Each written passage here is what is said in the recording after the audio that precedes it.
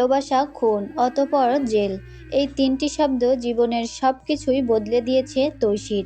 ভালোবাসার অপরাধে অপরাধী হয়ে, মিথ্যা অপবাদে খুনি হয়ে 5 বছর বন্দি জীবন কাটিয়েছে সে। যে সময়টা হেসে খেলে কাটানোর কথা, সেটা কেটেছে কিশোর সংশোধন কেন্দ্রে, অর্থাৎ 18 বছর পূর্ণ হওয়ার আগের জেল। তারপর 18 বছর পূর্ণ হওয়ার পর তাকে জেলে নেওয়া হয়। সেখান থেকে মাসখানেক পরে জামিন হয় তার। 2 বছর হয়েছে সে জামিন পেয়েছে। জামিন পেয়েও যেন সে মুক্ত নয়। নোংরা মস্তিষ্কের মানুষের প্রশ্নের কাঠগড়ায় প্রতিনিয়ত দাঁড়াতে হয় তাকে। সে কেমন আছে এটা জানার থেকে জেলের এটা কেমন ওটা কেমন এসব জানতে আগ্রহী সবাই। তৈশীও কথার পিঠে জবাব দিতে শিখে গেছে।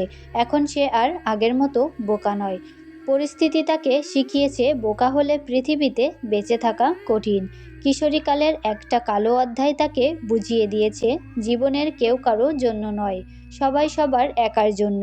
এই কঠিন পৃথিবীর নিষ্ঠুর মানুষদের সাথে বাঁচতে হলে নিজেকে একা লড়তে হয়। জীবন সংগ্রামের উৎসাহক সবাই হলেও সঙ্গী কেউ হয় না।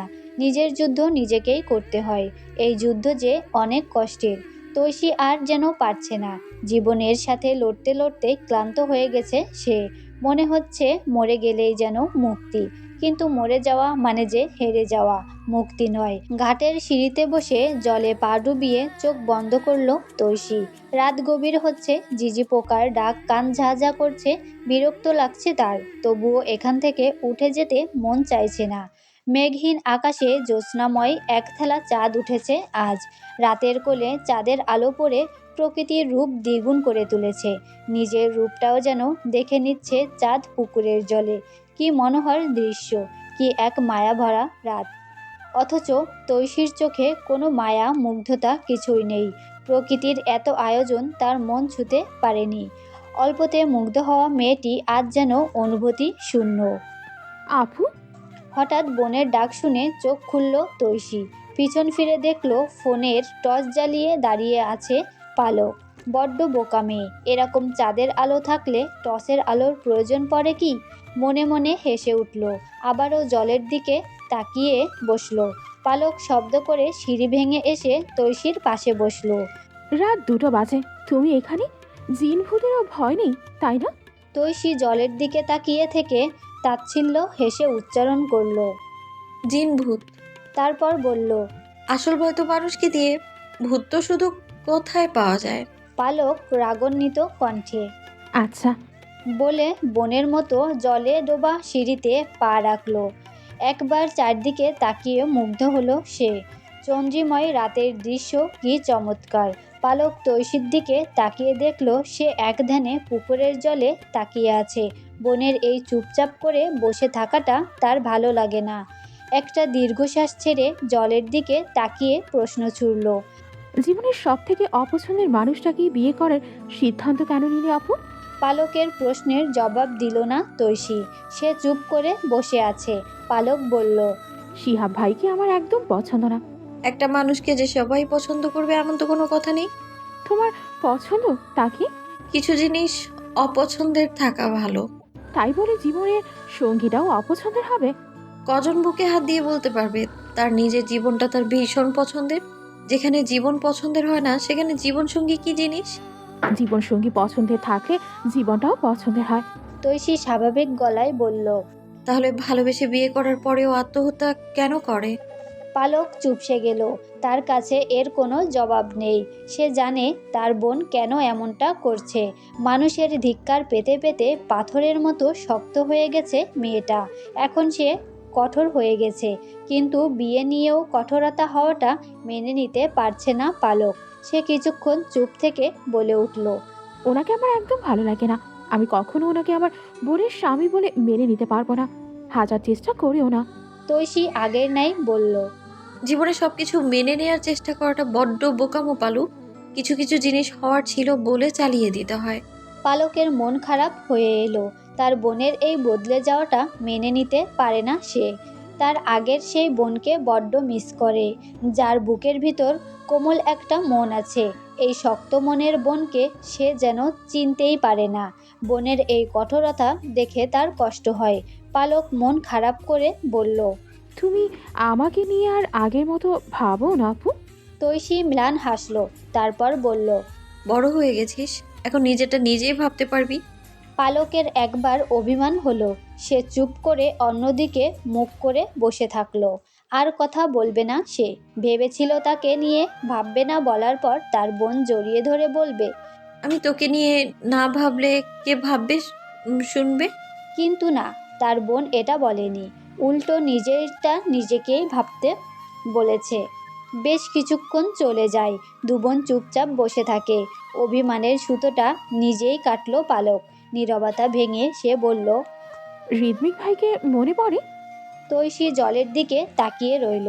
পালক আবারও বলল, তোমাকে পুলিশে ধরে নেওয়ার 3 মাস পর ঋত্বিক ভাই কানাডা চলে যায়। তারপর ওদের পরিবারের সবাই ঢাকায় চলে যায়। ওদের সাথে এখন আর আমাদের যোগাযোগ হয় না তেমন। 2-3 মাস পর হঠাৎ বাবাকে ফোন দেয় ওরা। ভালো মন্দ জিজ্ঞেস করেই রেখে দেয়। ঋত্বিক ভাই তো আমাদের মনেই করে না। ফোন দেওয়া তো অনেক দূরের কথা। শুনেছি এবছর দেশে আসবে বিয়ে করতে। পাত্রী আমাদের ফুপি মেয়ে অ্যানা আপু। কিছুক্ষণ চুপ থেকে সবকিছু যেন চোখের পলকেই বদলে গেল, তাই না আপু? পালকের কথার জবাব না দিয়ে তৈশী অন্যদিকে মুখ ঘুরিয়ে নিল। পালক আন্দাজ করে নেই মুখ ঘোরানোর কারণটা। হয়তো তার বোন অশ্রুসিক্ত চোখ লুকাতে চাইছে, নয়তোবা তার আন্দাজ ভুল। পালক একটা হাত তৈশীর হাতের উপর রেখে বলল, আজও ভালোবাসো, তাই না? তৈশী গম্ভীর গলায় বলল। ঘরে যা পালু।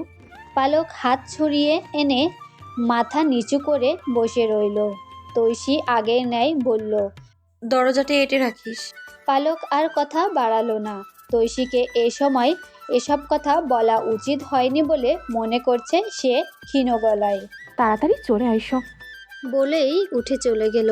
তৈশীর চোখ থেকে এক ফোঁটা জল গড়িয়ে পড়ল হাঁটুতে রাখা হাতের উপর। বুকটা কেন জানি হু হু করে উঠল।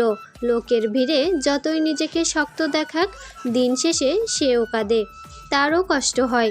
ঋদ্ধিক বিয়ে করতে দেশে ফিরেছে, এসব কিছু সকালে জানতে পেরেছে সে। জানার পর থেকে কেন জানি বুক ফেটে যাচ্ছে তার। যে মানুষটা তার ছিল, সে এখন অন্য কারো হয়ে যাবে। অন্য কাউকে ভালোবাসি বলে বুকে জড়াবে। ভাবতেই ফুপিয়ে কেঁদে উঠল তৈশী। 7 বছর আগে মেয়ের রুম ঝাড়ু দিতে গিয়ে বিরক্ত হলেন হাফসা খাতুন। ফ্লোর জুড়ে কাগজ পড়ে আছে, টেবিলের বই খাতাগুলো অগোছালো, বিছানাটাও ঠিক নেই। এসব কিছু এখন হাফসা খাতুনকে গোছাতে হবে। রোজ রোজ একই কাজ করতে করতে উনি বিরক্ত হয়ে গেছেন। দুটো মেয়ে একই রুমে থাকে, অথচ দুজনের কেউই বিছানাটা পর্যন্ত ঠিক করে না। কাজ নিয়ে মেয়েদের কিছু বলতেও পারেন না তিনি। বললেই ওনার স্বামী বলেন, আমার মেয়েদের এখনও কাজ করার বয়স হয়নি। হ্যাঁ, ওনার মেয়েরা ছোট, তাই বলে এত ছোট না যে নিজেদের রুমটাও গোছাতে পারবে না। ঝাড়ু দিতে দিতে হঠাৎ থেমে গেলেন হাফসা। ফ্লোরে পড়ে থাকা একটা কাগজে বড় করে ভালোবাসি লেখা। হাফসা হাত থেকে ঝাড়ু রেখে কাগজটি হাতে নিলেন। পুরোটা ভাঁজ খুলতেই দেখলেন সেখানে লেখা, ভালোবাসি ঋদ্ধিক ভাই। লেখাটি পড়ে বেশ অবাক হন হাফসা খাতুন। একে একে ফ্লোর থেকে সবগুলো কাগজ তুলে দেখেন, সবগুলোতে একই শব্দ লেখা, ভালোবাসি ঋদ্ধিক ভাই। হাফসা খাতুন বুঝতে পারলেন এটা ওনার বড় মেয়ের লেখা। তবুও যেন মন বিশ্বাস করল না এটা সে লিখেছে। তাই মেয়ের খাতা খুললেন হাতের লেখা যাচাই করতে। হ্যাঁ, এটা ওনার বড় মেয়েরই লিখেছে। অন্য কিছু পান কিনা সে আশায় টেবিলের সব বই খাতার পৃষ্ঠা উল্টে উল্টে দেখলেন। একটা বইয়ের ভিতর ভাঁজ করা একটা কাগজ পেলেন তিনি। কাগজটি হাতে নিয়ে ভাঁজ খুললে দেখলেন সেটা একটা প্রেমপত্র। সেখানে লেখা, আমি তোকে ভালোবাসি তৈশী, তোর কোমল হাতের স্পর্শকে ভালোবাসি। ভালোবাসি তোর এলোমেলো চুলে বেনি করে দিতে, তোর মুখে ঋত্বিক ভাই শুনতেই ভীষণ ভালোবাসি। দিন শেষে তুইটাকে অনেক ভালোবাসি, তোর ঋত্বিক ভাই। পত্রটি পড়ে হাফসা খাতুন ধপ করে চেয়ারে বসে পড়লেন। ওনার হাত পা অসাড় হয়ে আসলো। মনকে কিছুতেই বিশ্বাস করতে পারছেন না ওনার মেয়ে প্রেম সম্পর্কে জড়িয়েছে। মাত্র 14 বছরের একটা মেয়ে, যাকে কিনা এখনও বাচ্চা ভাবেন তিনি। সে স্কুলের নাম করে এসব করে বেড়াচ্ছে। তৈশী না হয় অবুঝ একটা মেয়ে, ঋদ্ধিক তো বুঝদার। সে 20 বছরের একটা ছেলে হয়ে তার থেকে 7 বছরের ছোট মেয়ের সাথে কিভাবে সম্পর্কে জড়ায়। ঋদ্ধিক হাফসার সৎ ভাসুরের ছেলে। হাফসার শ্বশুর 3টি বিয়ে করেছিলেন। প্রথম স্ত্রীর কোনো সন্তান নেই। দ্বিতীয় স্ত্রীর সন্তানদের মধ্যে হচ্ছেন ঋদ্ধিকের বাবা। হাফসার স্বামী ছোট স্ত্রীর সন্তান। ওনারা সৎ ভাই হলেও আপন ভাইয়ের মতো লোক সমাজে থাকেন। পারিবারিক কলহের জন্য তৈশিরা আলাদা বাড়ি করে এসেছে অনেক আগেই। ঋদ্ধিকের বাড়ি বাজারের কাছে। গ্রামের এই মাথা আর ওই মাথায় 2 বাড়ি পড়েছে। হঠাৎ একটা কথা মনে পড়তেই হাফসার মাথা চক্কর দিয়ে উঠল। আজ স্কুল ছুটি বলে তৈশি তার বান্ধবীর বাড়িতে গিয়েছে। এই মেয়ের বাড়ি ঋদ্ধিকদের বাড়ির পাশেই। তবে কি ওনার মেয়ে ঋদ্ধিকের সাথে দেখা করতে গেছে?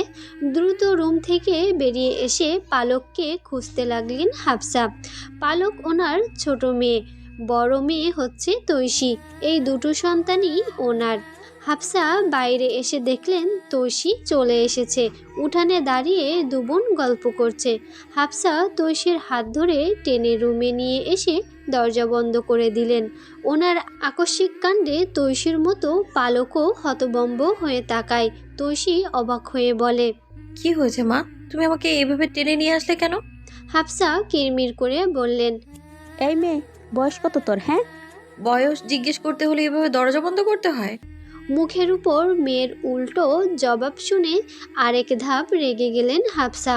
ঠাস করে মেয়ের গালে চড় বসিয়ে বললেন, ওই বাড়িতে কেন গিয়েছিলি তুই? একটু সুযোগ পেলেই থরথর করে ওই বাড়িতে চলে যাস। কি এত ওই বাড়িতে? আর কোনোদিন যেন তোকে ওই বাড়িতে যেতে না দেখি। কথাটি বলেই হাফসা দরজা খুলে বেরিয়ে গেলেন। এত ছোট মেয়েকে প্রেম করিস বলতেও লজ্জা লাগছে, অথচ ওনার মেয়ে কিনা ভাবতেই গা শিউরে উঠেছে। উনি চলে যাওয়ার পর তৈশি গালে হাত দিয়ে ঠায় দাঁড়িয়ে থাকে। হঠাৎ করে তার মা এভাবে খেপে গেলেন কেন বুঝতে পারছে না সে। অবুঝ মনে অভিমানের ছায়া পড়ে। মনে মনে ভেবেই নেই মায়ের সাথে আর কথা বলবে না, এমনকি খাবেও না কিছু।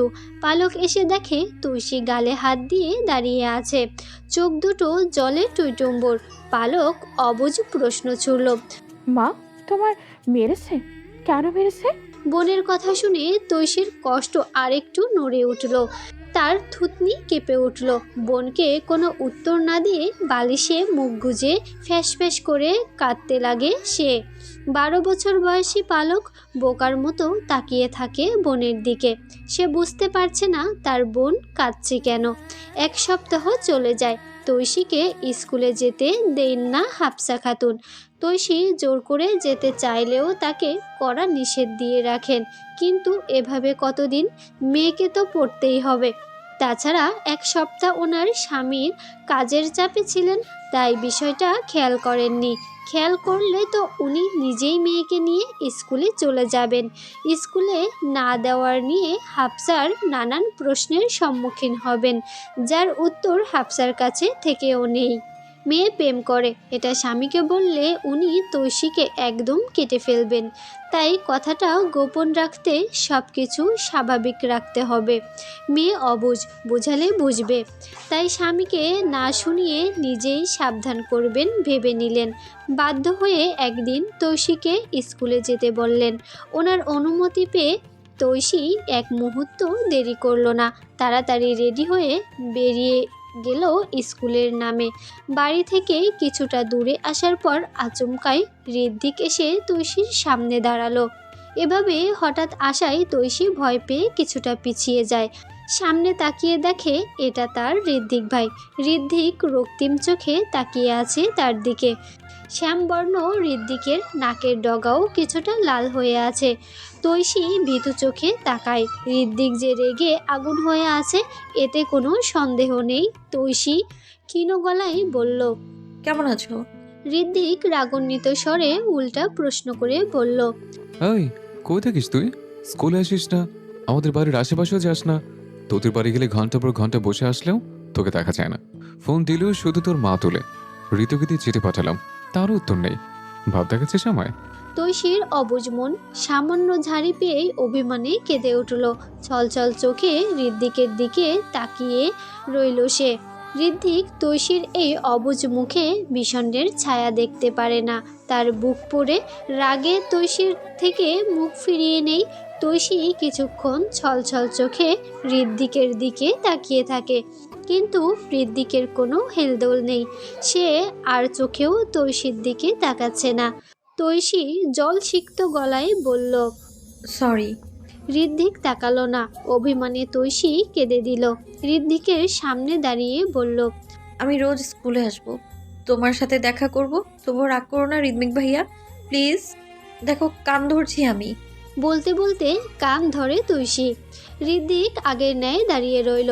তৈশী জলসিক্ত চোখে ঋদ্ধিকের দিকে তাকাতে তাকাতে হাত বাড়ালো ঋদ্ধিকের হাত ধরতে। ঋদ্ধিক হাত সরিয়ে নেয়। অভিমানী তৈশী এবার চলে যেতে পা বাড়ায়। কয়েক কদম যাওয়ার পর ঋদ্ধিক ডাক দিল। আই মোটি শোন। ঋদ্ধিকের ডাক শুনে তৈশীর কান্নার মাঝে আবারও কান্না পায়। সে একটু মোটা বলে ঋদ্ধিক তাকে কথায় কথায় মোটি ডাকে। সে তো এতটাও মোটা না যে তাকে মোটি ডাকতেই হবে। দাঁড়িয়ে গেলেও পিছন ফিরে তাকায় না তৈশী। ঋদ্ধিক বলল, রাগ ভাঙাতে এত কিছু বললি, ভালোবেসে বললে কি মুখে ফোসকা পড়তো? তৈশী জলভরা চোখে হেসে ওঠে। অভিমানের দেয়াল ভেঙে শিহরণের পবন চিত্তে কাঁপিয়ে তোলে। তবু কেন জানি পিছন ফিরে তাকায় না সে। ঋদ্ধিক বলল, কিরে, আমি রেগে আছি বুঝতে পারছিস না? রাগ ভাঙা এসে। তৈশীর আবারও হাসি পেল। তবুও সে পিছন ফিরে তাকালো না। হঠাৎ খুব কাছ থেকে ঋদ্ধিকের গলা শুনল। মায়াবতীর চেহারাটা কি আজ আর দেখা যাবে না? তৈশী চট করে পিছনে ঘুরে তাকায়। ঋদ্ধিক তার একদম কাছে দাঁড়িয়ে আছে। তৈশীর হার্টবিট বেড়ে গেল।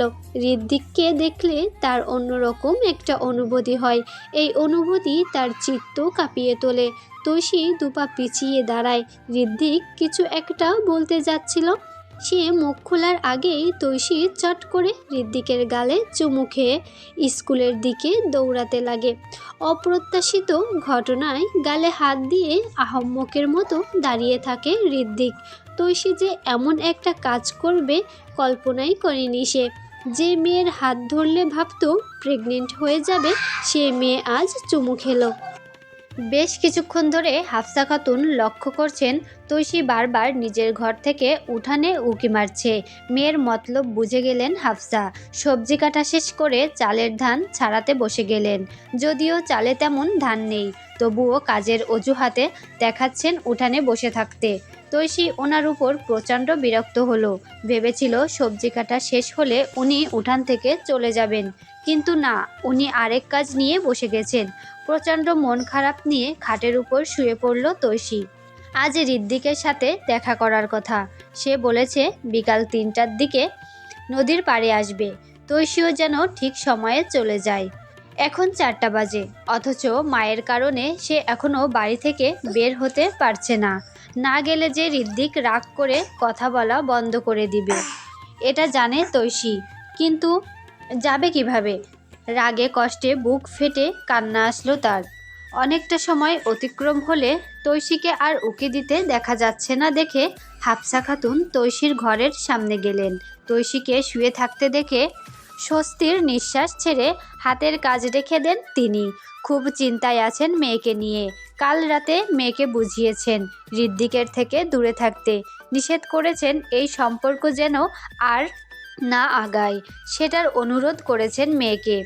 মেয়ে বুঝেছে বলে মনে হয় না। ঋদ্ধিকের মায়ের সাথে হাফসার বনাবনি হয়নি কশ্চিনকালেও। সংসারের শুরু থেকেই তাদের দুজনের বিদ্বেষ। এখন কিনা ওনার মেয়ে এই ঋদ্ধিকের সাথেই, তাও এই বয়সে। মেয়ে কঠোরভাবে নজরে রাখতে হবে। তবে নজরে রাখাও যে খুব একটা সহজ ব্যাপার নয়। তিনি পুকুরে যেতে না যেতেই তৈশী শোয়া থেকে উঠে এসে উঠানে উকি দিল। মাকে দেখা যাচ্ছে না দেখে দ্রুত বাইরে বেরিয়ে আসলো। বাইরে এসে দেখলো পালক বসে বসে পায়ে আলতা দিচ্ছে। সে পালককে জিজ্ঞাসা করলো, মা কই পালু? পালক পায়ে আলতা দিতে দিতে জবাব দিল, পুকুরের দিকে গেছে। কখন? কিছুক্ষণ আগে। তৈশী ভাবলো এটাই সুযোগ নদী পাড়ের যাওয়ার। মা আসার আগে বাড়ি থেকে বের হতে হবে। ওখান থেকে আসার পর যা হয় হবে। মা 2-1টা চড় থাপ্পড়িতেও দিবে, আর তো কিছু না। যেই ভাবা সেই কাজ। মা আসার আগে দ্রুত পা বাড়ালো তৈশি। উঠানে পা রেখে দেখলো রোকসানা বেগম উঠানের পাশে ছোট ছোট গাছগুলিতে পানি দিচ্ছেন। উনি তৈশির বাবার ফুফাতো বোন। স্বামী সন্তান নেই, নিজ ভাইয়ের বাড়িতেও ঠাঁই নেই। অনেক বছর ধরে তৈশিদের বাড়িতে আছেন, বাড়ির কাজকর্মে সাহায্য করেন আর ওখানেই থাকেন। তৈশি গেটের সামনে এসে আর চোখে একবার ওনার দিকে তাকালো। উনি কাজের ফাঁকে সন্দিহান চোখে বারবার তাকাচ্ছেন। তৈশি এসব তোয়াক্কা করলো না। সে গেট খুলতে লাগলো। গেট খুলে বাইরে পা রাখার আগেই হাফসা খাতুন দৌড়ে এসে তৈশির হাত ধরে ফেললেন। আচমকা কেউ হাত ধরায় কেঁপে ওঠে তৈশি। তৈশির কেঁপে ওঠার দৃশ্য রোকসানার চোখে চুরিতে ধরা পড়ার মতো দেখায়। উনি বসা থেকে দাঁড়িয়ে উৎসুক চোখে তাকান। হাফসা রাগান্বিত স্বরে বলেন, কই যাচ্ছিস তুই? ভয়ে তৈশির গলা দিয়ে কথা বের হলো না। বুকে ভয় নিয়ে বাড়ি থেকে বের হতে গিয়ে ধরা পড়ে ভয়টা আরো বেড়ে গেছে। হাফসা আগের নাই বললেন। মুখ খুলছিস না কেন? বল কই যাচ্ছিস? তৈশি কাঁপা কাঁপা গলায় বলল। বান্ধবীর বাড়ি। হাফসা খাতুন তৈশির গাল চেপে ধরে বললেন, বান্ধবীর বাড়ি? কাল রাতে কি বলেছিলাম, কানে যায়নি? ওই বাড়িতে গেলে একদম মেরে ফেলবো। তৈশি গাল থেকে মায়ের হাত ছাড়িয়ে কেঁদে কেঁদে বলল, আমি তো খাতা আনতে যাচ্ছি, জোহার কাছে আমার খাতা রয়ে গেছে। মেয়ের মুখে বানোয়াট কথা শুনে হাফসা খাতুন আরও রেগে গেলেন। সে যে জুহার নাম করে ঋদ্দিকের সাথে দেখা করতে যাচ্ছে এতে কোনো সন্দেহ নেই হাফসার। দাঁতে দাঁত চেপে কিরমির করে বললেন, খাতা আনতে যাচ্ছিস? আমি বুঝি না কিছু। আমি সত্যি খাতা আনতে যাচ্ছি মা। ঠিক আছে, পলক, ওই পলক, এদিকে আয়। মায়ের ডাক শুনে পালক আলতা রেখে দৌড়ে আসে। হাফসা খাতুন পালককে বললে, যা, জোহার থেকে তৈশির খাতা নিয়ে আয়। অবুঝ পালক আদেশ পেয়েই যেতে লাগে। তৈশি গর্জে উঠে বলল, যাবি না পালক? যাওয়া লাগবে না কাউকে, আমার খাতা লাগবে না, ছাড়ো আমায়। বলে ঝাড়া দিয়ে মায়ের হাত ছাড়িয়ে ঘরে যেতে পা বাড়ায় তৈশি। হাফসা খাতুন চট করে তার হাত ধরে গিজ গিজ করে বললেন, কেন খাতা লাগবে না কেন? ধরা পড়ে গেছিস? খুব সেনা ভাবিস নিজেকে? আমাকে তোর বোকা মনে হয়? আমি বুঝি না কিছু। তৈশি এবার রেগে গেল। রাগলে সে জ্ঞান শূন্য হয়ে পড়ে। এক প্রকার ধাক্কা দিয়ে মায়ের হাত ছাড়িয়ে বাজখাই গলায় বলে উঠল, আমি ঋদ্মিক ভাইয়ের কাছে যাচ্ছিলাম। তো কি করবা তুমি? আটকে রাখবা? রাখো আটকে, আমিও পালিয়ে যাব, দেখি কেমনে আটকাও। এইটুকু মেয়ের মুখে এমন কথা শুনে আশ্চর্য হয়ে তাকালেন হাফসা খাতুন। রাগে গা রি রি করে উঠল।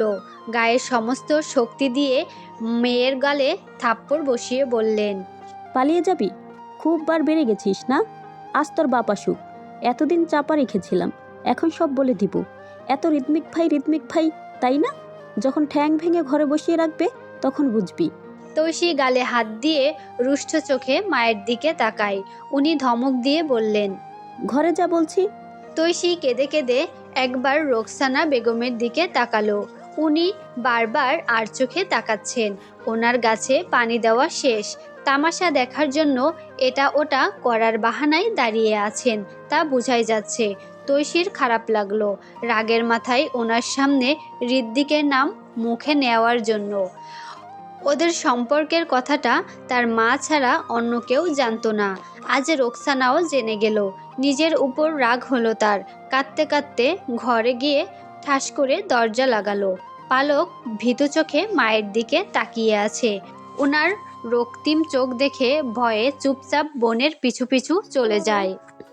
মেয়েরা চলে যাওয়ার পর হাফসার চোখে আটকানো জলটা আর বাদ মানল না। রাগে দুঃখে চোখ ফেটে অশ্রু ঝরে পড়ল। এত আদরের বড় করা সন্তানেরা যখন অবাধ্য হয়ে যায় তখন কতটা কষ্ট হয় তা একটি মা ছাড়া কেউ বুঝে না। চোখের পানিটা মুছে ডান পাশে চোখ যেতেই ভোকরে গেলেন হাফসা খাতুন। ধপ করে রাগ নিভে মনে ভয় ঢুকে গেল। ঘরের কথা বাইরের লোকজনের কানে গেলে বড্ড ভয় লাগে ওনার। সম্মানের ভয় এটা। হাফসা এভাবে তাকিয়ে আছেন দেখে রোকসানা দাঁত কেলিয়ে হেসে বললেন, ছোট মানুষ বুঝে নাই ভাবি, মাইরা ধইরা মন বান্ধন যাইব না, বড় হইলে এমনি ঠিক হইয়া যাইব। হাফসা খাতুন কিছু বললেন না। রোকসানার কথাই স্পষ্ট বোঝা যাচ্ছে উনি সব জেনে গেছেন। উনি জেনে গেছেন শুনে খারাপ লাগছে হাফসার। চলে আসতে গিয়েও কিছু একটা ভেবে থেমে গেলেন তিনি। রোকসানার কিছুটা কাছে গিয়ে বললেন, আপা, দয়া করে এসব কথা কাউকে বলবেন না। কি করব বলেন? বাচ্চা মেয়ে, ভুল পথে পা বাড়িয়েছে, বোধই পাইনি। রোকসানা আবারও সেই দাঁত কেলানো হাসি দিয়ে বললেন, দূর ভাবি, কারে কমু? তোমার মাইয়া কি আমার মাইয়া না? এসব কেউ শুনবো না, তুমি একদম চিন্তা কইরো না ভাবি। হাফসা খাতুন ম্লান হেসে ঘরে চলে আসলেন। রোকসানা যতই বলেন কাউকে বলবেন না, তিনি যে কথাটা বলে বলে বেড়াবেন এতে কোনো সন্দেহ নেই। ওনার স্বভাবটা এমনই, যে কথাটা তিনি শুনে ফেলবেন সেটা লোকজনকে বলে বলে না বেড়ালে ওনার পেটের ভাত হজম হয় না। হাফসা ভেবে পায় না রোকসানার মতো একটা সুন্দর সুশীল মহিলা কিভাবে এত খারাপ স্বভাবের হতে পারে। তৈশির ঘরে ফ্যাসফেসে কান্না শোনা যাচ্ছে। হাফসা দীর্ঘশ্বাস ছেড়ে বিছানায় গা এলিয়ে দিলেন। রোকসানাকে নিয়ে এখন চিন্তা হচ্ছে। একটা চিন্তার মধ্যে আরেকটা চিন্তা ঢুকে গেল। আজ স্বামী দোকান থেকে ফিরলে তৈশির বিয়ে নিয়ে আলাপ করবেন, এছাড়া আর উপায় দেখছেন না। সন্ধ্যা ঘনিয়ে এসেছে, চারদিকে অন্ধকার বিরাজ করছে। হাতে এক মুঠো চুড়ি নিয়ে নদীর পাড়ে বসে আছে ঋদ্ধিক। আজ তার প্রিয়তমাকে নিজ হাতে চুড়ি পরিয়ে দেওয়ার কথা। দুপুর ৩টা থেকে সেই ইচ্ছে পূরণের অপেক্ষা করে যাচ্ছে। সন্ধ্যা নেমে আসার পরও তার অপেক্ষার অবসান ঘটেনি। এখনও আসেনি তার অবুঝ তৈশী। মন বলছে আরও কিছুক্ষণ অপেক্ষা করতে। দেরি করে হলেও তৈশী আসবে, কিন্তু না, তৈশী আজ আর আসবে না। মনটা কাঁদছে তার, ইচ্ছে করছে তৈশীদের বাড়ি চলে যেতে, কিন্তু অভিমানের সুতো তাকে আটকে দিল। বাড়িতে এসেই নিজের ঘরে গিয়ে শুয়ে পড়ল ঋদ্ধিক। রাতে খাওয়ার সময় বারবার ডাকা হলেও উঠে খেলো না। সারা রাত চলে যায়, ঘুম হয় না ঋদ্ধিকের। দিন দিন তৈশীর প্রতি এত বেশি ঝুঁকে পড়েছে যে একদিন তৈশীকে না দেখলে দম বন্ধ হয়ে যায় তার। ফজরের দিকে ঘুম লাগে ঋদ্ধিকের। ঘুম ভাঙল দুপুর 12টায়। ঘুম থেকে উঠে ঋদ্ধিক সময় দেখে লাফিয়ে ওঠে। তৈশী এতক্ষণে স্কুলে চলে গেছে। ঋদ্ধিক রুম থেকে বের হতেই রোকসানা বেগমকে দেখল। উনাকে ড্রয়িং রুমে দাঁড় করিয়ে রেখে ঋদ্ধিকের মা কিচেনে গেছেন। ঋদ্ধিকের ড্রয়িং রুমের ডান দিকে কিচেন, আর বাকি দিকগুলোই দুটো দুটো রুম করে 4টা রুম আছে। মাঝখান থেকে একটা সিঁড়ি উপরে গেছে। উপরের 2 দিকে 2টা করে রুম, আর মাঝখানে অনেকটা ফাঁকা। এই ফাঁকা জায়গায় সুন্দর করে বসার ব্যবস্থা করা। ঋদ্ধিকের রুমটা উপরের বাম দিকে পড়েছে। ঋদ্ধিক নিচে আসতেই তাকে দেখে রোকসানা দাঁত কেলিয়ে হেসে বললেন, অহন ঘুম থেইকা উঠলা বাজান? ঋদ্ধিক মলিন হেসে বলল, জি, বাড়ির সবাই ভালো আছে। তৈশী কি করে? ওর শরীর ভালো? বালাই আছে। ঋদ্ধিকের মা চলে আসেন। রোকসানার হাতে একটা বাটি দিয়ে খেয়ে নিয়েও বলেন, এসবের কি দরকার ভাবি কন? বলেই দ্রুত হাঁটা ধরলেন তিনি। ঋদ্ধিক একটা দীর্ঘশ্বাস ছেড়ে সোফায় বসল। সে বসার কয়েক মুহূর্ত পরে তার মা শেফালি খাতুন এসে তার পাশে বসলেন। ঋদ্ধিক হাতে কপাল ঠেকিয়ে চোখ বন্ধ করেছিল। উনি বসাতে সে মুখ তুলে ঘাড় ঘুরিয়ে ওনার দিকে তাকালো। উনি ক্রুদ্ধ চোখে তাকিয়ে আছেন দেখে ঋদ্ধিক প্রশ্ন করল। কি হয়েছে আম্মা? শেফালি খাতুন সোজা সাপটা প্রশ্ন ছুড়লেন। তৈশীর সাথে তোর কি সম্পর্ক? মায়ের প্রশ্নে চিত্ত কেঁপে ওঠে ঋদ্ধিকের। মাথা তুলে বসে অবাক হয়ে তাকালো। সে যতদূর জানে সে আর তৈশী ছাড়া তৃতীয় কেউ তাদের সম্পর্কের কথা জানে না। ঋদ্ধিকের এত এত বন্ধুবান্ধব থাকার পরও সে কারো সাথে এ বিষয়টা শেয়ার করেনি। তাহলে তার মায়ের কানে এ কথাটা পৌঁছালো কেমনে? ছেলে কোনো জবাব দিচ্ছে না দেখে শেফালির রাগ বেড়ে গেল। তিনি কর্কশ গলায় বললেন। জবাব দিচ্ছিস না কেন? বল কি সম্পর্ক? ঋদ্ধিক স্বাভাবিক গলায় বলল। এটা কেমন প্রশ্ন করছে আম্মা? আমাদের মধ্যে চাচাতো সম্পর্ক ছাড়া আর কি সম্পর্ক থাকবে? আর কোনো সম্পর্ক না থাকলে রোকসানা আপা কি বলে গেলেন? পুরো গ্রামের লোকজন নাকি কানাঘুষা করছে তোদের নিয়ে। তৈশী নাকি রোজ বিকালে এসে তোর সাথে দেখা করে যায়। সংসারের শুরু থেকেই শেফালি খাতুন ও হাফসা খাতুনের বনাবনি হয়নি কখনো। আলাদা বাড়ি করার প্রধান কারণ ছিলেন তারা দুই জা। একজন আরেকজনের ছায়াটাও সহ্য করতে পারতেন না। শেফালির তো হাফসার নাম শুনলেই গা জ্বলে। এখন আবার তৈশী ও ঋদ্ধিকের সম্পর্কের কথাটা সামনে এসেছে। শেফালি খাতুন কিছুতেই ব্যাপারটা মেনে নিতে পারছেন না। তৈশীর সাথে ওনার ছেলে সম্পর্কে জড়িয়েছে। মরে গেলেও তো উনি এই সম্পর্ক মেনে নিবেন না। এটা মেনে নেওয়ার মতোই না। দুদিন আগে যখন বিষয়টা জেনেছেন, ছেলেকে ভালোভাবে শাসিয়েছেন, কিন্তু তাতেও কাজ হলো না। একদিন যেতে না যেতেই আবারও রোকসানা এসে শোনালেন ঋদ্ধিক তৈশীদের বাড়িতে গিয়েছিল গিয়ে নাকি তৈশীর খোঁজ নিয়ে এসেছে। রোকসানা আরও বললেন হাফসা নাকি ঋদ্ধিককে কড়া কথা শুনিয়েছিলেন। তিনি ঋদ্ধিককে সোজা সাপটা বলে দিয়েছেন।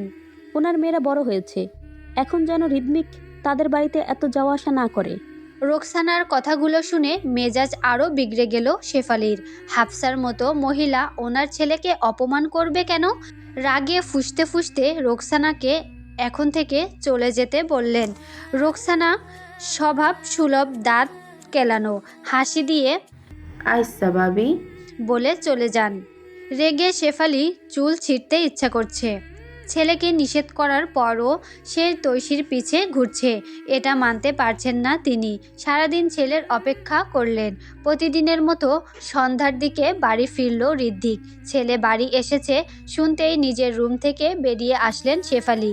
ঋদ্ধিক পানি খেতে গ্লাস হাতে নিয়েছিল। শেফালি তখনই তিনি প্রশ্ন ছুড়লেন। সারাদিন কই ছিলি ঋদ্ধিক? ঋদ্ধিক জবাব দিল না। শেফালি গর্জে উঠে বললেন। কথা কানে যাচ্ছে না? কই ছিলি? জবাব দিচ্ছিস না কেন? ঋদ্ধিক পানি খেতে গিয়েও খেলো না। চোয়াল শক্ত করে টেবিলের উপর গ্লাসটা রাখলো। আজকাল সে বাইরে পা রাখলেই তার মা কৈফিয়ত চান। দিনের বেলায় নিজের রুমের দরজা বন্ধ করে থাকলেও তিনি কৈফিয়ত চান। কে ফোন দিছে, কে মেসেজ দিছে, সেটাও কৈফিয়ত লাগে ওনার। একে তো 4 দিন হলো তৈশীর সাথে দেখা হচ্ছে না, কথা হচ্ছে না, তার উপর রোজ রোজ মায়ের এত কৈফিয়ত ভালো লাগে না। শেফালি আবারও বলে উঠলেন। কি হলো বল, কই ছিলি? এবার আর ঋদ্ধিক পারল না। তার ধৈর্যের বাঁধ ভেঙে গেল। টেবিলে রেখে দেওয়া গ্লাসটা ফ্লোরে ছুঁড়ে চেঁচিয়ে বলল। জাহান্নামে ছিলাম সারাদিন, এবার খুশি তুমি? রোজ রোজ এত কৈফিয়ত দিতে দিতে হাঁপিয়ে গেছি আমি। ভাল লাগে না রে বাড়িতে থাকতে। বলেই নিজের রুমে চলে গিয়ে ঠাস করে দরজা লাগালো ঋদ্ধিক।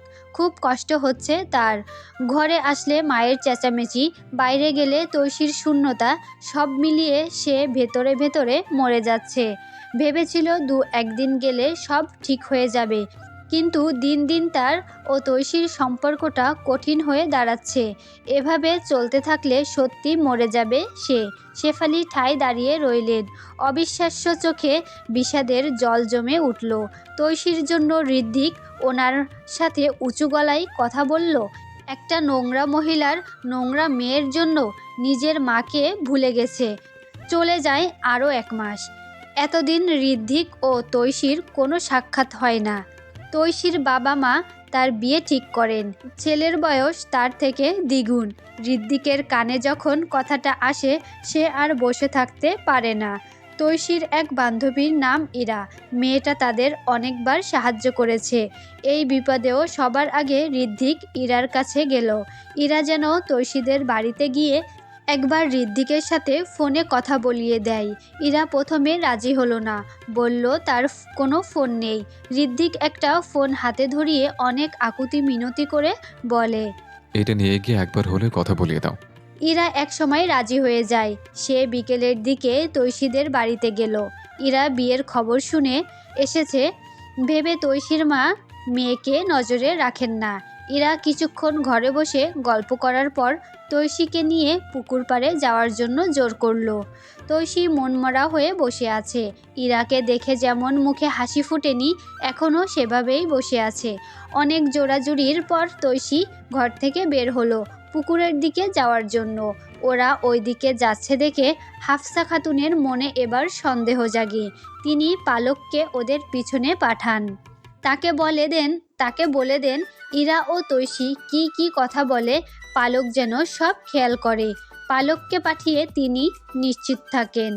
পুকুর পাড়ে এসেই ইরা চারদিকে তাকিয়ে লুকিয়ে রাখা ফোনটা বের করলো।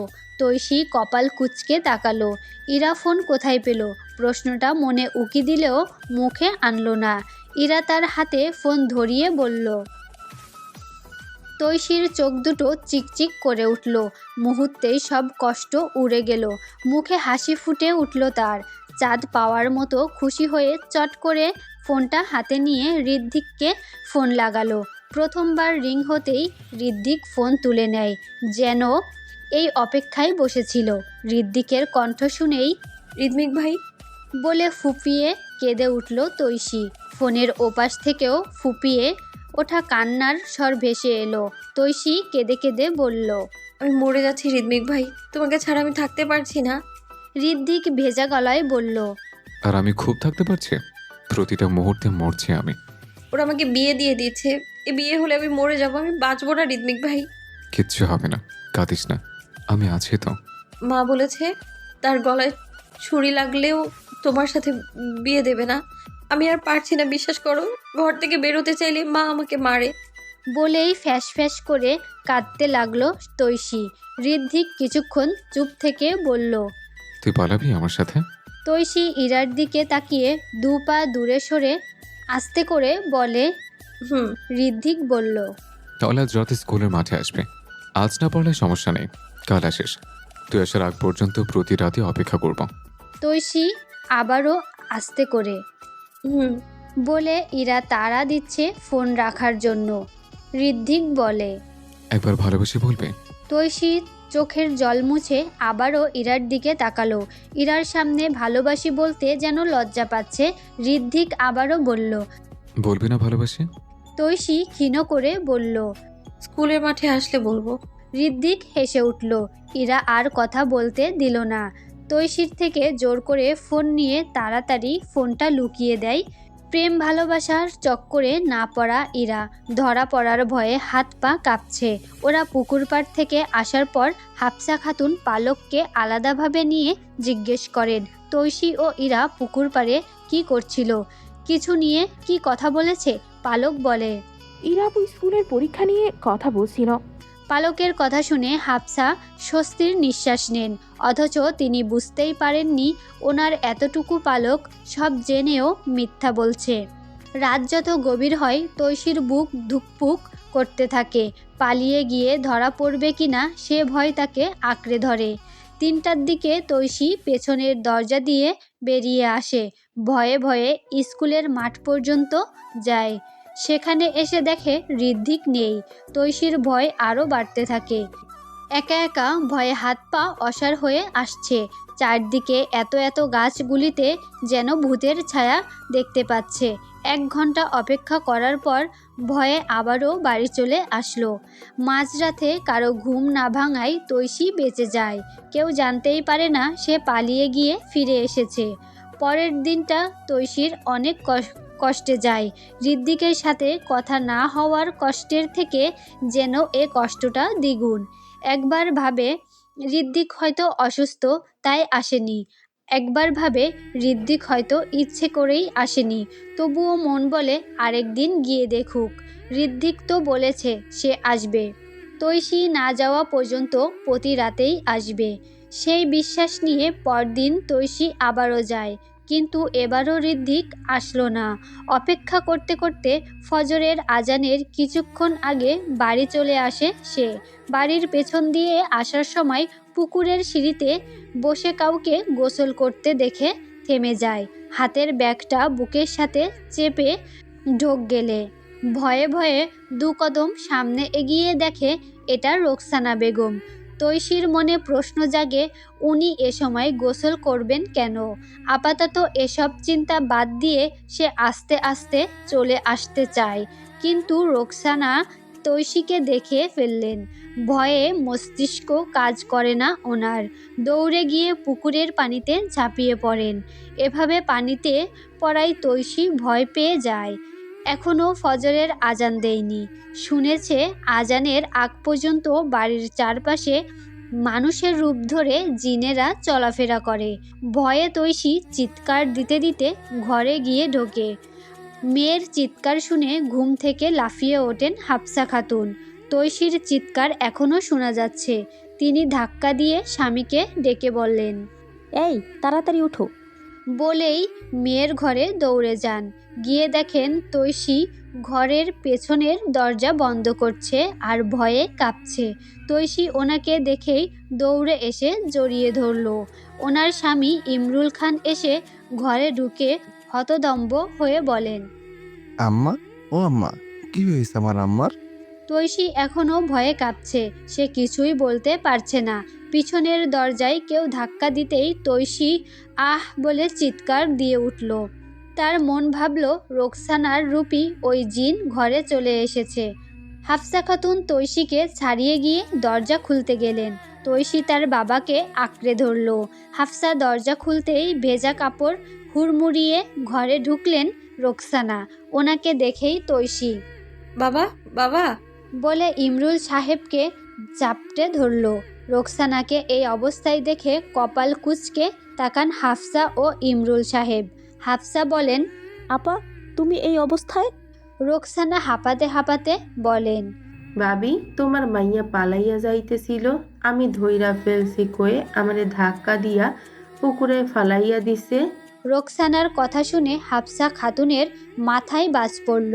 তিনি চোখ বড় বড় করে মেয়ের দিকে তাকান, কিন্তু ইমরুল সাহেব রেগে যান। তিনি ধমক দিয়ে বললেন, ওই কি বলছিস এসব তুই?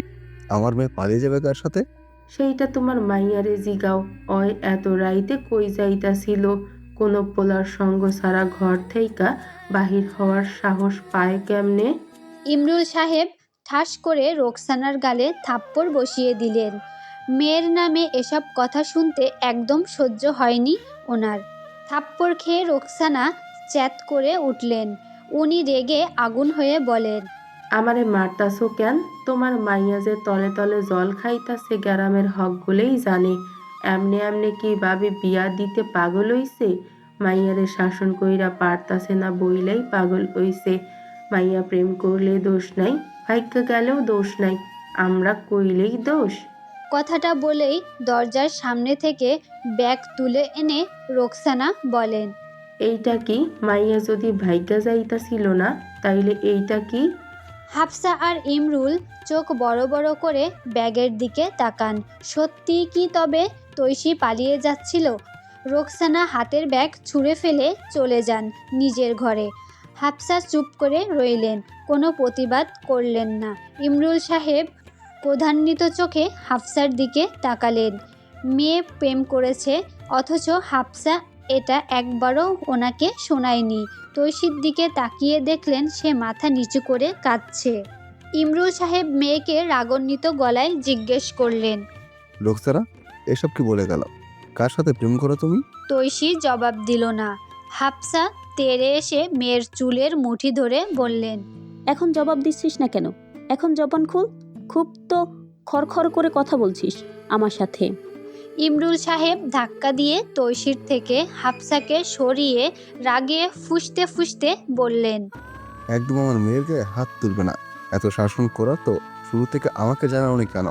বিয়ে বিয়ে করে মাথা খাচ্ছিল আমার। বললে কি হতো যে মেয়ে বিগড়ে গেছে? তখন দেখতে আমি সঠিক পথে আনতে পারি কিনা। এখন আসছো মেলে ধরে মেয়ের শাসন করতে। আর তোমাকেও বলছি, খুব আহ্লাদ পেয়েছে না? এবার সব আহ্লাদ শেষ। 15 দিন পর বিয়ে হওয়ার কথা ছিল না? পরশুই তোমার বিয়ে হবে, নিজেকে গুটিয়ে নাও। কথাটা বলেই হনহন করে ঘর থেকে বেরিয়ে গেলেন ইমরুল সাহেব। যাওয়ার সময় দরজা জুড়ে একটা ধাক্কা দিয়ে যান। উনি চলে যাওয়ার পর হাফসা খাতুন রাগে ফুঁসতে ফুঁসতে মেয়ের দিকে তাকান। তৈশি কাঁদতে কাঁদতে মাথা নিচু করে দাঁড়ালো। এক তো দুদিন গিয়ে ফিরে আসলো, ঋদ্ধিক আসেনি, তার উপর রোকসানার বানোয়াট কথা। এসব কষ্টগুলো যেন তাকে শেষ করে দিচ্ছে।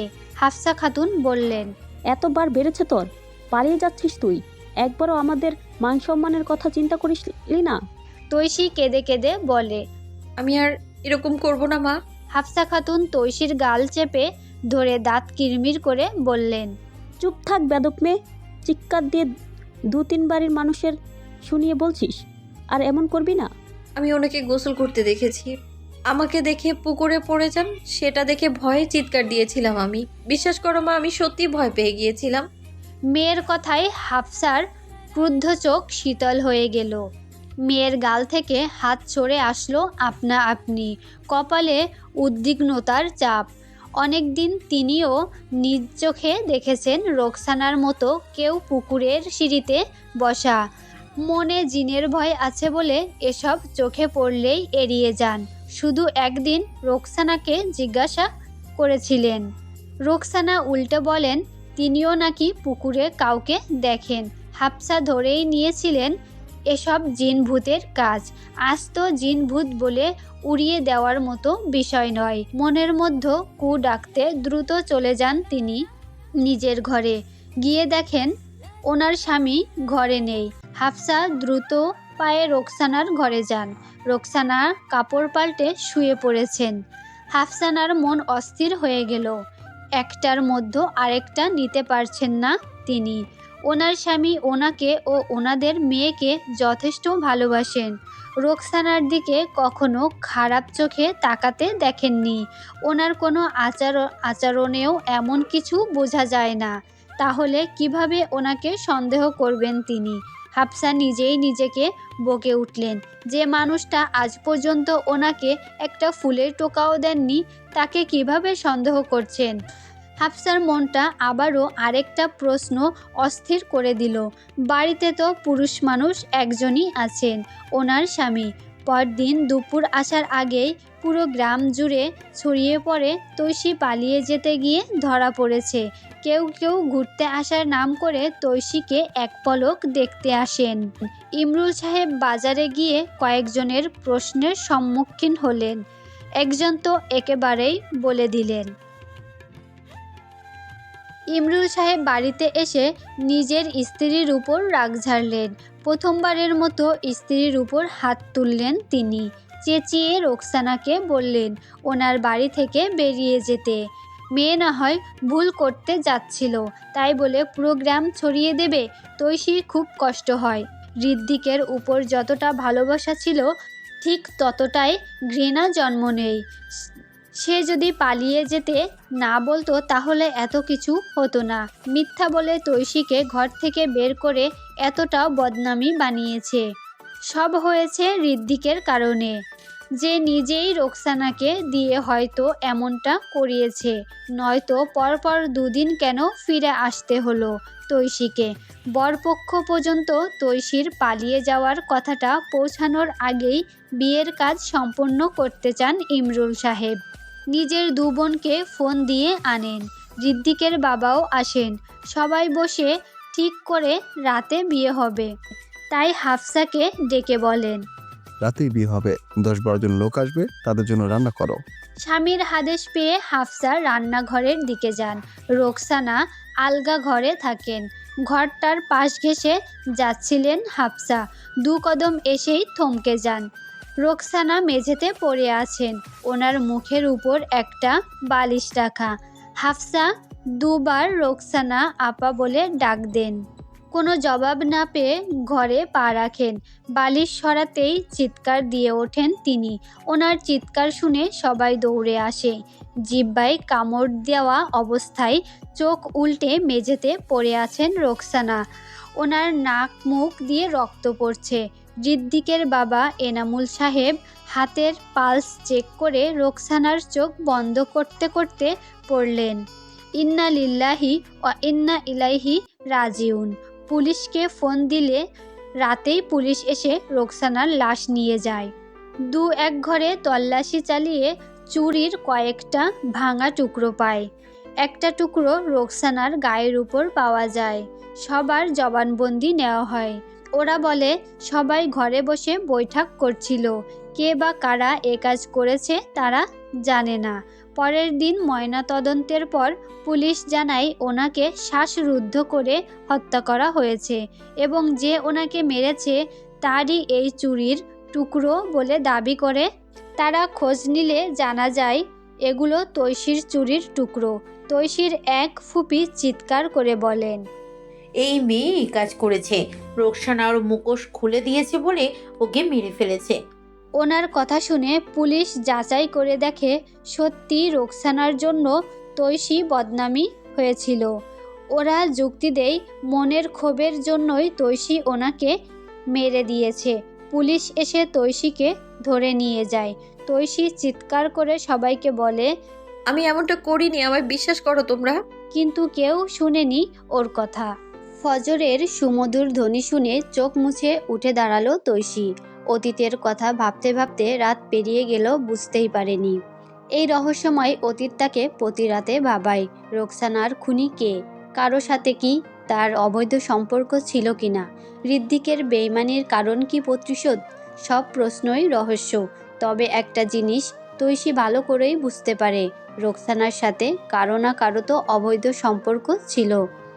এত রাতে গোসল কেন? সে প্রশ্ন যেন না ওঠে, সেজন্যই তৈশি ওনাকে ধাক্কা দিয়েছে বলে নিজের কুকর্মের কথাটা ঢাকতে চেয়েছিল। ঘরে এসে দেখলো পালক ঘুমাচ্ছে। পালকের পাশে বসে মৃদু হাসলো সে। দেখতে দেখতে কত বড় হয়ে গেছে মেয়েটা। এই তো সেদিন তৈশিকে যখন পুলিশ ধরে নিয়ে যাচ্ছিল, মাটিতে বসে হাত পা ছড়িয়ে কাঁদছিল সে। দৌড়াতে দৌড়াতে পুলিশের গাড়ির পিছু পিছু যাচ্ছিল আর বলছিল, আমার আপুকে দিয়ে যাও, বাবা আমার আপুকে নিয়ে যাচ্ছে, তাকে আটকাও। বুক ছিঁড়ে আসা একটা দীর্ঘশ্বাস ছাড়ল তৈশি। এই দুনিয়াতে বাবা মা বোন ছাড়া আর তার আপন কাউকে ভাবে না সে। বিপদের দিনে এই তিনটা মানুষ ছাড়া কেউ লড়েনি তার জন্য।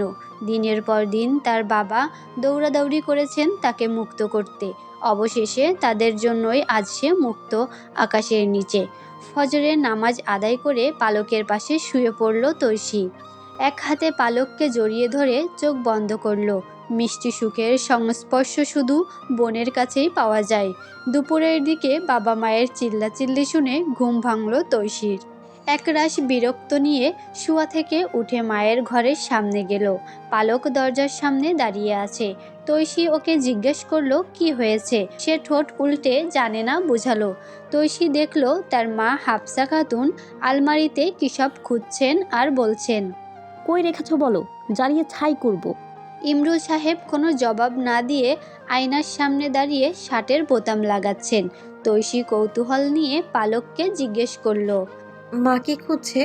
পালক বলল, বুঝতে পারছি না, মাত্রই এলাম। বিষয়টা বোঝার জন্য দু বোন ঘরের ভিতর ঢুকলো। হাফসা খাতুন আলমারির কাপড় টেনে টেনে বের করে বলছেন, কোথায় লুকিয়ে রাখবে তুমি? পাবো না ভাবছো? বের করেই ছাড়বো। ইমরুল সাহেব শার্টের হাতের বোতাম লাগাতে লাগাতে শব্দ করে হেসে উঠলেন। হাফসা খাতুন রেগে মেগে আগুন হয়ে বললেন, একদম হাসবে না, আমি সাফ সাফ জানিয়ে দিচ্ছি, ওদের বাসায় আমাদের কেউ যাবে না। ঘাট তেরার মতো কথা বলবে না। আমার মেয়েদের নিয়ে আমি যাবো, তুমি বাধা দেবে কেন? আমি বাধা দিব কেন? মানে তোমরা যেতে হয় তুমি যাও, আমার মেয়েরা কোথাও যাবে না। বললাম তো আমি টিকিট কেটে ফেলেছি, তুমি বাধা দিলেও কাজ হবে না। তৈশি ও পালক আর কৌতূহল দমাতে পারল না। পালক এগিয়ে গিয়ে প্রশ্ন ছুড়ল, কি হয়েছে বাবা? কি নিয়ে এতক্ষণ থেকে চিল্লাচিল্লি করছো? ইমরুল সাহেব বললেন, গতকাল ঋদ্ধিক দেশে এসেছে, ওর আর এনার বিয়ে। তোর চাচা বিয়েতে দাওয়াত করেছেন, কিন্তু তোর মা যেতেই দিবে না। ওদের যায় যায় বোনাবনি হয় না বলে আমাদের ভাইয়ে ভাইয়ে আটকে রাখবে, এটা কেমন কথা বলতো? বাবার কথা শুনে তৈশি তাচ্ছিল্য হাসল। বাবা এখনো জানেন না ওনার মেয়ের জীবনে এত দাগ লাগার প্রধান কারণ এই ঋদ্ধিকই। যদি জানতেন তাহলে হয়তো কখনো বিয়েতে নিয়ে যাওয়ার জন্য মায়ের সাথে ঝগড়া করতেন না। তৈশি আর বাবার সামনে গিয়ে বলল, মা ঠিকই বলছে বাবা, আমরা ওখানে যাব না। এসব কি বলছো আম্মা? যাবো না কেন? আমি ভাইজানকে কথা দিয়েছি। তৈশি কিছুটা রাগ দেখিয়ে বলল, এত ভাইজান ভাইজান করছো, তোমার ভাইজান কে? উনি তোমার সৎ ভাই। তুমি অনেক সহজ সরল মানুষ, তাই ওনাকে আপন ভেবে নাও, কিন্তু উনি তো ভাবেন না। যদি ভাবতেন তাহলে আমাদের বিপদের দিনে গ্রাম ছেড়ে শহরে চলে যেতেন না। উনি আমাদের বিপদের পাশে ছিল, তোর মা সেটা জানে, জিজ্ঞেস কর। হাফসা খাতুন তাচ্ছিল্য করে বললেন। হ্যাঁ, খুব পাশে ছিল। দু একদিন থানায় গিয়ে পুলিশের সাথে কথা বলেছে, তৈশির জামিনের সময় কয়েকটা টাকা দিয়েছে, এতেই উনি গলে গেছেন। তোমার ভাইয়ের টাকা 1 মাস পরেই ফেরত পাঠিয়েছি, তাই এত উপকার বলে চিল্লাবে না। বিপদের দিনে টাকাটা পেয়েছি, এটাই তো অনেক। তৈশী বিরক্তি স্বরে বলল। হয়েছে, থামো তোমরা। আমি কোথাও যাব না। পালক গেলে ওকে নিয়ে তুমি চলে যাও। কথাটা বলে তৈশী চলে গেল। ইমরুল সাহেব পিছু ডাকলেও থাকলো না। তিনি পালককে পাশে বসিয়ে বললেন। দেখ কত চুপচাপ তুই, আর ওকে দেখ তোর মায়ের মতো কিভাবে খড়খড় করে কথা বলে গেল। পালক কিছু বলল না। তার বাবাকে বলতে ইচ্ছে করছে, তোমার মেয়েকে এত বদনামি বানিয়েছে সে এই ঋদ্ধিক ভাই বাবা, কিন্তু বলতে পারল না। যে কথাটা গোপন রয়ে গেছে সেটা গোপনই থাকুক, কি হবে আর নতুন করে সবাইকে জানিয়ে। ঋদ্ধিকের মা তাদের মা ছাড়া শুধু রোকসানা জানতেন, আর হয়তো হাতে গোনা 2-1 জন জানতো। যারা জেনেছে কথাটা শুধু তারাই জেনে থাক, অন্য কেউ আর না জানুক তার বোন বেঈমান প্রেমিকের কথা। পরের দিন সন্ধ্যায় ইমরুল সাহেব তৈরি হয়ে এসে মেয়েদের ডাকতে লাগলেন। তৈশী দরজা বন্ধ করে বসে রইল। সে কিছুক্ষণ আগেও ওনাকে বলে এসেছে সে যাবে না, বারবার ডাকছেন দেখে পালক দরজা খুলল। ইমরুল সাহেব বললেন। এটা কি তোরা ঠিক করছিস?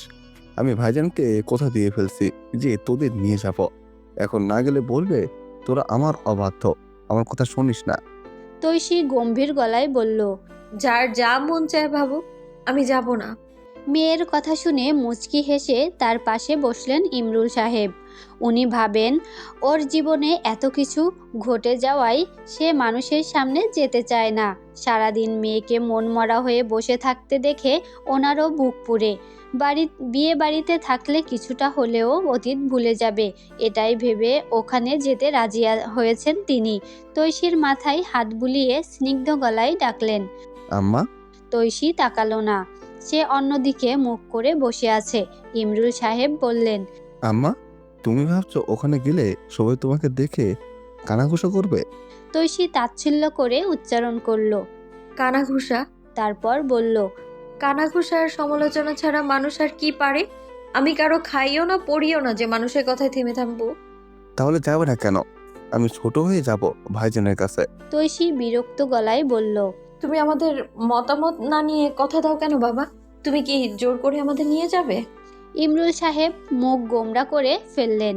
কিছুক্ষণ চুপচাপ বসে থেকে উঠে চলে গেলেন তিনি। তৈশী এসবে পাত্তা না দিয়ে শুয়ে পড়ল। রাতে উঠে আর খায়নি সে। এশার নামাজ পড়ে আবারও ঘুমিয়ে যায়। সকালে ঘুম থেকে উঠে শুনে তার বাবা নাকি রাতে খায়নি। পালক বলল সারা রাত উনি উঠানে পায়চারি করেছিলেন। তৈশীর খারাপ লাগলো। নাস্তার জন্য বাবাকে ডাকতে ঘরে গিয়ে দেখলো উনি ঘুমিয়ে আছেন। বালিশের পাশেই সাইলেন্ট করা ফোনে বারবার কল এসে যাচ্ছে। ফোন হাতে নিয়ে দেখলো ভাইজান লেখা নাম্বারে কল আসছে। ঋদ্ধিকের বাবা ফোন দিচ্ছেন। ডায়াল চেক করে দেখলো রাতে উনি 20-25টা ফোন দিয়েছেন, একটাও রিসিভ করা হয়নি। তৈশী দীর্ঘশ্বাস ছেড়ে ফোনটা রেখে দিল। ছোট থেকে দেখে আসছে ওরা ভাইয়ে ভাইয়ে অনেক মিল, সৎ ভাই বলে মনেই হয় না। এখন দূরত্বটা বেশি হলেও ভালোবাসা কিছুটা হলেও রয়ে গেছে।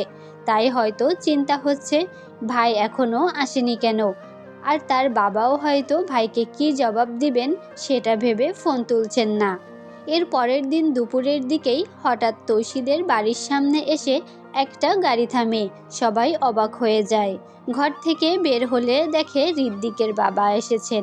হাফসা 2 মেয়েকে ইশারায় ঘরে চলে যেতে বলেন। ওরা গিয়ে দরজা বন্ধ করে বসে থাকে। ঋদ্ধিকের বাবা অনেকবার ডাকলেও তারা সাড়া দেয় না। তিনি জানান তিনি সবাইকে নিতে এসেছেন। হাফসা জানিয়ে দেন ওনারা কেউ যাবেন না। এনামুলের যেন খারাপ লাগলো।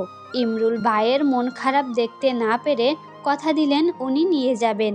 কথা দিলেও কথা রাখতে পারলেন না ইমরুল। 2 দিন চলে গেলেও মেয়েদের রাজি করাতে পারলেন না। পরের দিন দুপুরে সবাই একসাথে খেতে বসলো। ইমরুল সাহেব চুপচাপ খেয়ে উঠে চলে গেলেন। ওনার মন খারাপের রেশটা চেহারায়ও ফুটে আছে। কিছুক্ষণ পর হাফসাও উঠে গেলেন। মা চলে যাওয়ার পর পালক বলল, আপু, তৈশী পালকের দিকে তাকালো। পালক মাথা নিচু করে ক্ষীণ গলায় বলল, বাবার মন খারাপ দেখলে আমার ভেতরটা কেমন করে। তৈশী পালকের থেকে চোখ নামিয়ে চুপচাপ খেতে লাগলো। পালক ভেজা গলায় বলল, আমাদের বাবা হাসলে আমাদের ঘরটাও হাসে, তাই না রে আপু? তৈশীর গলা দিয়ে আর ভাত নামলো না। ছোট থেকে বাবার প্রতি খুব বেশি দুর্বল সে। মা যখন মারতো, তার বাবা এমনভাবে তেড়ে আসতো যেন ওনার কলিজায় চাকু ঢুকেছে। এই যে জীবনে এত কিছু ঘটে গিয়েছে, একবারও তিনি বলেননি কেন করেছো এটা। শুধু বলেছেন ধৈর্য ধরো, সব ঠিক হয়ে যাবে। তৈশীর চোখের কোণে জমে থাকা জলটা লুকাতে চট করে উঠে দাঁড়ালো সে। নিজেকে দমিয়ে বলল, বাবাকে বল আবার টিকিট কাটতে, আমরা আজই যাব। পালক অবাক হয়ে তাকালো। তৈশী ঢাকা যেতে চাচ্ছে। সে তো বাবার মন খারাপের কথাটা বলেছিল, যেন দুবোন মিলে বাবাকে খুশি করে। রাগ না দেখিয়ে বুঝিয়ে বলে।